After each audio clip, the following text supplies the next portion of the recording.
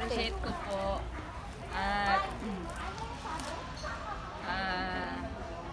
thank you dahil makukulit kayo. yung edad ko parang nalilibel sa mga edad mo. Mas bata pa ba? Parang bumabata. Parang mature din, syempre. Kasi hindi naman pwede. Lahat tayo, mga bata-bata.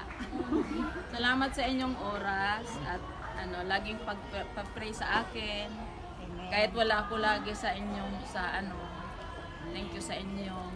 At thank you po sa lahat ng kabutihan ninyo. At sa effort. At sa cake. Sa mga babagal na sila.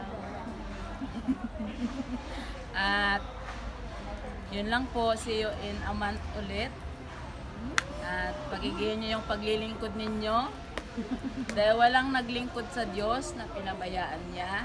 Amen. At never say no kay Lord. Amen. Kasi si Lord laging available and He is able. Amen. So yan lang po. Thank you po.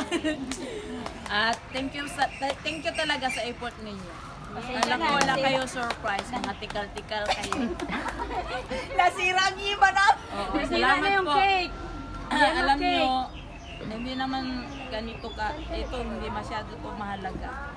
Yung good communication natin, yung kahit anong nangyayari sa atin sa ministry, andito pa rin tayo, tuloy pa rin. Yan ang mahalaga para kay Lord. Salamat po. God bless. Mahal ko po kayo lahat. Love you!